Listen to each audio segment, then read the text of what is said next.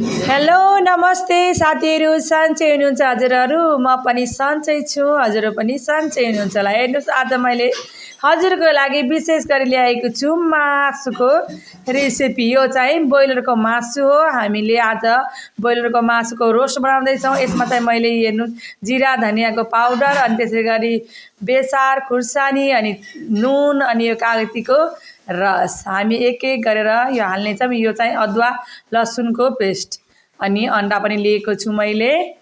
हेर्नुहोस्, आज मैले हाल्नेछु यसमा अदुवा लसुनको पेस्ट। आफूलाई जति चाहिन्छ त्यति हाल्नु होला। हामी त 2 केजी मासु लिएका छौँ, त्यसैले अलि धेरै मसला हाल्दैछु मैले। हेर्नुहोस् त, यो चाहिँ बेसार हो। यो चाहिँ त्यसै गरी यो खुर्सानी हो। हजुरलाई कति चाहिन्छ त्यही आफ्नो स्वाद अनुसारको खुर्सानी, नुनहरू हजुरहरू पनि हाल्न सक्नुहुन्छ। हेर्नुहोस्, यो चाहिँ कागतीको रस हो। यसरी कागतीको रस हालेर हामीले मासुलाई रोस्ट गऱ्यौँ भने अनि एकदम राम्रो टाइट बन्छ। अनि अन्डा हाल्यौँ भने झन् मिठो राम्रो स्वादिलो हुन्छ। हजुरहरू पनि यस्तै तरिकाले बनाउन सक्नुहुन्छ मासुको रोस्ट। हेर्नुहोस्, हामीले यसरी मस्त मैले 2 हातले मोलेर यो मसलाहरू मिलाएको छु। हामीले चाहिँ फुड कलरहरू हालेका छैनौँ, किनभने हामीले घरमा खाने हो। आफ्नो लागि कलरहरू हालेर रातो बनाउनुभन्दा यसरी बेसार हालेर बरु पहेँलो बनाउँदा राम्रो हुन्छ, अनि हाम्रो स्वास्थ्यको लागि पनि राम्रो हुन्छ। त्यसैले मैले यसरी हेर्नुहोस्, यस्तो कलर चाहिँ राम्रो नदेखिए पनि एकदम मासुको स्वाद चाहिँ मैले मिठो बनाउने छु। ल हेर्नुहोस्, अब यसरी मजाले मिक्स गर्ने मस्त तरिकाले एकदम। त्यसपछि यसलाई 1 घन्टाको लागि हामी यसरी छोपेर राखिदिनेछौँ। त्यति बेलासम्म यो भित्र मसलाहरू अनि पस्नेछ। हेर्नुहोस्, अब हामी चाहिँ ग्यास अन गर्नेछौँ र हामी तेलको लागि भाँडो बसाल्दैछौँ। अनि भाँडो तातियो भने अनि भाँडो तातिएपछि हामी यसमा तेल हाल्नेछौँ। हजुरहरूलाई पनि यसरी नै रोस्टहरू खान मन लाग्यो भने बनाएर खान सक्नुहुन्छ। अनि मैले रेसिपी यसमा राखिदिएको छु, अनि मेरै यो भिडियो हेरेर पनि हजुरहरू बनाएर खान सक्नुहुन्छ। अनि मेरो भिडियोलाई पुरा एकदम अनि नकटाइकन हेरिदिनु होला।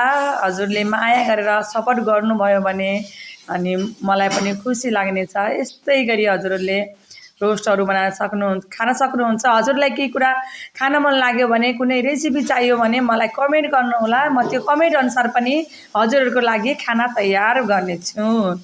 अब हेर्नुहोस्, तेल यस्तो राम्रो तातिसकेको छ। अब हामी यसमा मासु हाल्नेछौँ।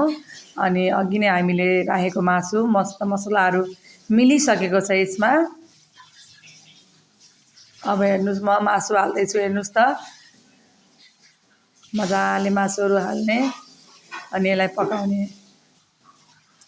हाम्रो रोस्ट अब पाक्न सुरु भयो। ल, हाम्रो रोस्ट तयार हुन्जेलसम्म साथीहरू तपाईँहरूले मलाई लाइक, कमेन्ट र सब्सक्राइब गरिदिनु होला है। एकचोटि लाइक, कमेन्ट र सब्सक्राइब गर्न चाहिँ नभुल्नु होला। अनि हजुरहरूले मलाई अनि सब्सक्राइब गर्नुभयो भने मैले जतिवटा भिडियो हाल्नेछु तपाईँहरूको वहाँ पनि पुग्नेछ, हजुरको घर घरमा पुग्नेछ। त्यसै गरी हामी आज रोस्ट सँगसँगै गोपी आलुको तरकारी खानेछौँ। अनि यता मैले गोपी आलु तयार गर्दैछु, अनि योसँग रोटी हामी खानेछौँ, रोटी पनि बनाउने छौँ। हेर्नुहोस्, मैले आलु यसरी काटिसकेको छु। अनि गोपी चाहिँ पहिला आलु मजाले फ्राई गरेर पकाएर अनि बल्ल गोपी माथिबाट हाल्नेछौँ हामी। यता हाम्रो रोस्ट तयार हुँदैछ। हेर्नुहोस्, यस्तो राम्रो तरिकाले हाम्रो रोस्ट तयार हुँदैछ।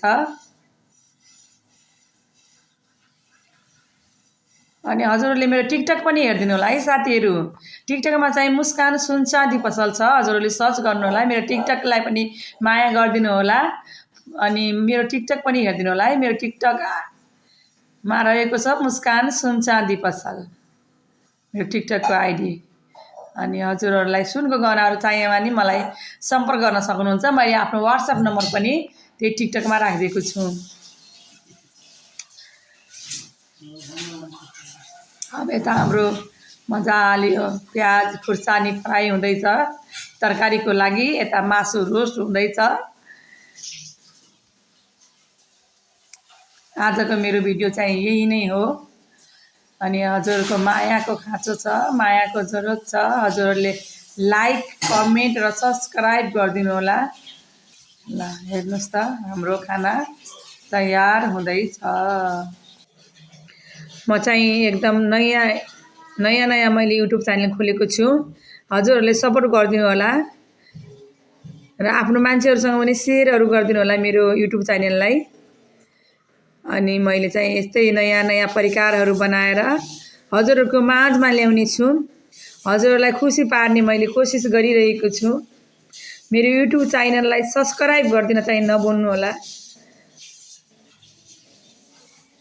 अब हाम्रो रोस्ट चाहिँ तयार हुँदैछ। एकचोटि पकाइसक्यौँ, फेरि पकाउँदैछु मैले रोस्ट।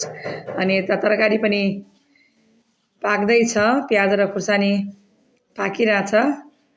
हेर्नु न कति ठुल्ठुलो पिस बनाएको छु आज मैले रोस्टको। त्यसैले पकाउन पनि टाइम लागिरहेको छ। यता हाम्रो मैले गोपी पनि काटेर रेडी गर्दैछु। गोपी काटिरहेको छु। उतापट्टि आलु रोस्ट पाकिरहेछ। हेर्नुहोस् हाम्रो आलु चाहिँ यस्तो राम्रोसँग फ्राई भइसकेको छ तेलमा। अब यसमा मैले चाहिँ टमाटर हाल्नेछु। अनि टमाटर हालेर अनि मसलाहरू हालेर मजाले चलाएर हेर्नुहोस् यस्तो राम्रोसँग आलुको तरकारी पनि हाम्रो फ्राई भइसकेको छ, तयारी हुँदैछ। हजुरहरू पनि यस्तै तरिकाले बनाएर खान सक्नुहुन्छ।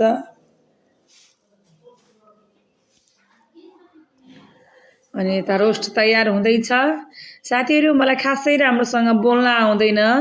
अनि कुनै ठाउँमा मैले गल्ती बोलेको छु भने, गलत भएको छ भने मलाई क्षमा गरिदिनु होला र मलाई सिक्ने मौका दिनु होला। जहाँ गलत भएको छ कमेन्ट गरेर सुधार्न भनेर मलाई सुझाव सल्लाह पनि दिन सक्नुहुन्छ। हजुरहरूको साथ र सपोर्टले गर्दा नै मैले केही कुरा सिक्ने मौका पाउँछु। मलाई बोल्न आउँदैन खासै राम्रोसँग। हजुरले मलाई कमेन्टमा भन्न सक्नुहुन्छ कतै बिग्रियो भने र मलाई क्षमा पनि गरिदिनु होला है त। अनि हेर्नुहोस् त मैले आज रोटी बनाउँदैछु। रोटी चाहिँ मैले गहुँको पिठो र कोदोको पिठो मिक्स गरेर रोटी बनाउँदैछु। जाडो महिनामा गहुँको पिठो र कोदोको पिठोको रोटी अनि रोस्ट र गोपी आलुको तरकारी चट्ट पारेर हामी सबैजना फ्यामिलीहरू बसेर खानेछौँ। साथीहरू यो चाहिँ मेरो किचन हो, मेरो भान्साघर, नेपाली भान्साघर। मेरो भान्सामा मैले सामान्य तरिकाले आफूले सकेसम्म हल्का डेकोरेसन गरेर मिलाएको छु भान्सा। अब हाम्रो तरकारी चाहिँ तयार भइसकेको छ। हेर्नुहोस् त यस्तो मस्त। यसमा चाहिँ लोकल धनियाँ हालेर एकछिन यसलाई छोप्ने छु मैले। अब त धनियाँको सिजन छ, जसको पनि बारीमा धनियाँ जति पनि पाइन्छ। अनि धनियाँ हालेर मजाले चलाएँ मैले। हेर्नुहोस् यस्तो राम्रोसँग हाम्रो गोपी र आलुको तरकारी तयार भइसकेको छ।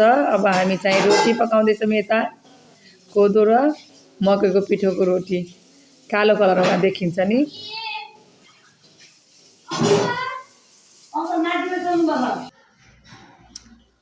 यता हाम्रो रोटी पनि तयार हुँदैछ। मैले मस्त तरिकाले हेर्नुहोस् रोटी बेलेको छु। खासै गोलो बनाउन त आउँदैन, त्यही पनि प्रयास। रोटी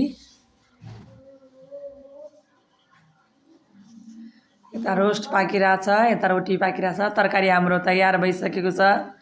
अब एकछिनमा हामी खाना तयार पार्नेछौँ। यो चाहिँ मेरो बहिनी हो है, मेरो कान्छी बहिनी। हाम्रो ज्वाइँ भनेर भन्छु नि मैले, हाम्रो बहिनी ज्वाइँ उहाँ हुनुहुन्छ। अनि अघि देखिएको चाहिँ मेरो बहिनी। साथीहरू हामीहरूले खाना खायौँ, हजुर पनि खाना खानु होला र मेरो भिडियोलाई पुरा हेरेर लाइक कमेन्ट सेयर गर्न चाहिँ नबिर्सनु होला। यति भन्दै आज चाहिँ म बिदा हुन्छु। हस् त, नमस्ते है साथीहरू, बाई बाई सबैजना। हजुर पनि खाना खानु होला है त। लामै रहेछ त यहाँ त भ्याइ